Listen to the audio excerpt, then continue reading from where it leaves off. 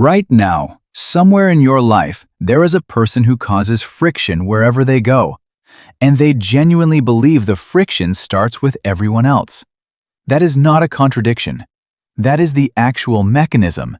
And in the next several minutes, you are going to run 7 checkpoints against your own recent behavior. Answer honestly, even the ones that sting, because the real result only arrives once every checkpoint has been counted. Here is the claim that will make some of you defensive before we even begin. The most difficult people rarely think of themselves as difficult. The correlation runs almost backward. The more disruption someone causes in a room, the more convinced they usually are that the room was already broken before they walked in. If that sentence made you uncomfortable, keep watching, because discomfort here is data, not an insult. This is not a personality label. Labels are lazy and they let you off the hook.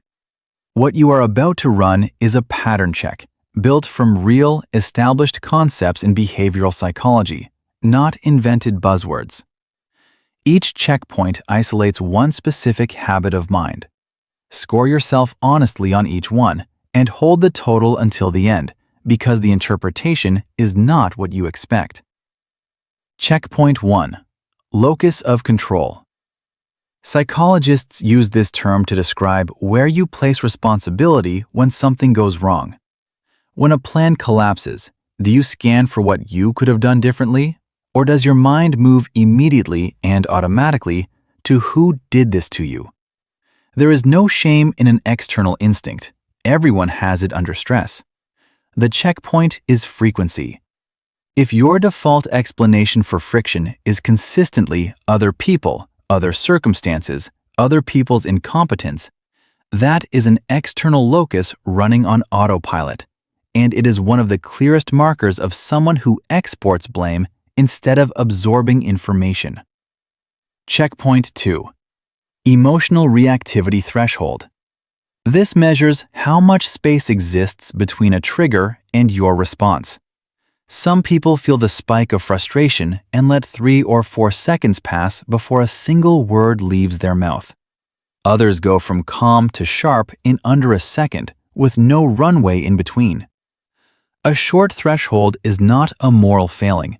It is a nervous system running hot.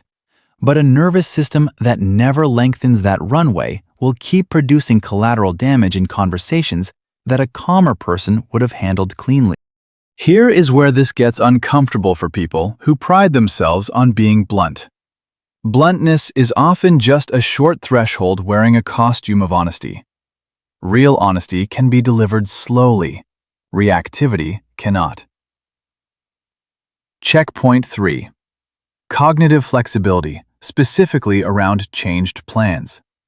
When something you expected shifts without warning, does your mind reroute within a minute? Or does it lock and radiate visible tension for the rest of the encounter? This is not about preferring structure.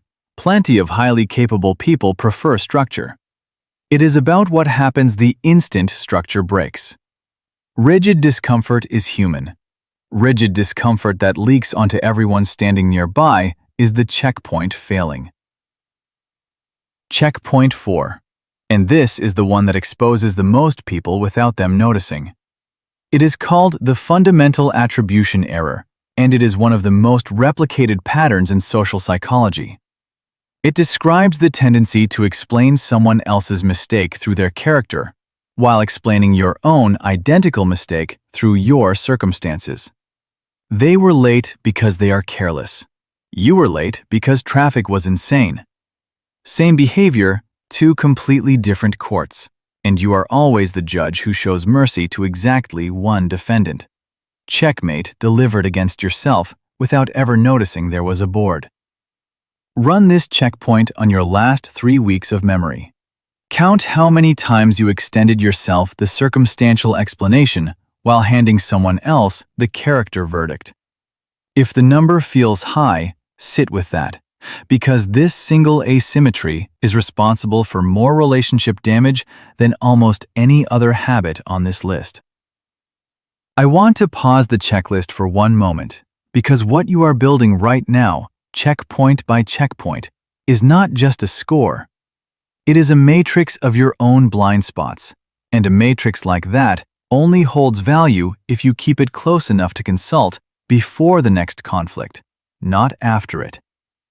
This channel exists specifically to keep sharpening maps like this one.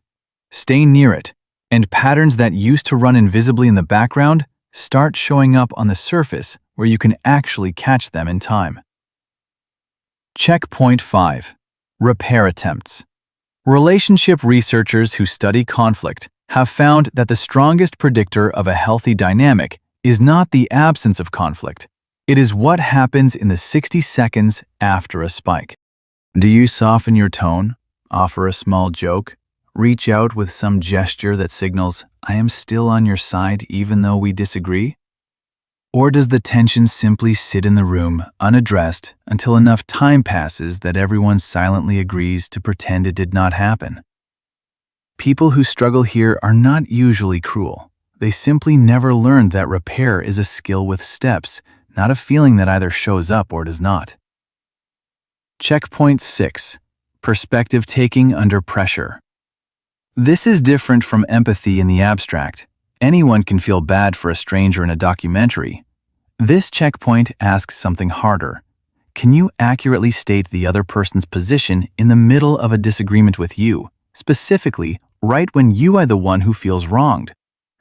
Most people's perspective taking collapses exactly at the moment it is needed most, replaced by rehearsing their own next line instead of processing what is actually being said to them. Checkpoint 7. The line between a boundary and a demand. A boundary describes what you will do. A demand describes what someone else must do. A weapon dressed as a boundary, aimed entirely at someone else's behavior. "I am leaving if the yelling continues" is a boundary. "You need to stop yelling right now" is a demand. And demands escalate almost every single time because they hand control of the outcome to the other person while still trying to sound like you are the one in charge. If most of your firm statements in conflicts are phrased as instructions to someone else's behavior rather than descriptions of your own actions, that is the pattern showing itself. 7 checkpoints counted. Now for the part I promised at the start, the part that will not land the way you expect.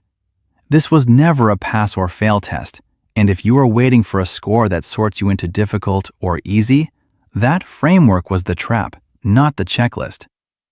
Every single one of these 7 patterns exists on a spectrum inside every functioning adult, including the calmest person you know.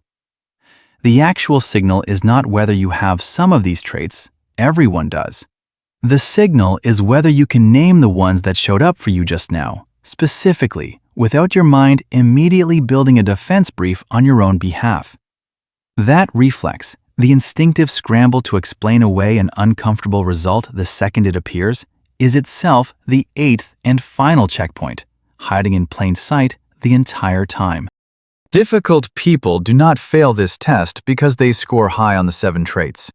They fail it because they cannot sit with the results for longer than a few seconds without dismantling them. So here is the actual protocol, now that the diagnosis is complete. You do not need to eliminate reactivity, rigidity, or a short repair window overnight. That is not how behavior change works, and anyone promising instant transformation is selling you something. You need exactly one habit deployed at the exact moment a checkpoint fires in real time.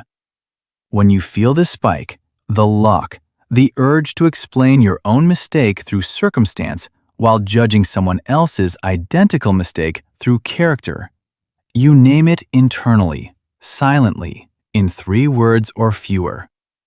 Not to anyone else, just to yourself. This is the 4th checkpoint firing. This is the 2nd checkpoint firing. Naming a pattern the instant it activates is what separates someone who runs on autopilot from someone who is finally holding the controls. That is the whole shift. Not becoming a different person, just refusing to let old software run unwatched. Carry this with you as armor, not as a verdict. You are not the sum of 7 checkpoints run on one ordinary week. You are whoever chooses, checkpoint by checkpoint, which patterns get to keep steering and which ones finally get caught mid-motion. Protect that awareness the way you would protect anything valuable. Never hand the wheel back to autopilot without a fight.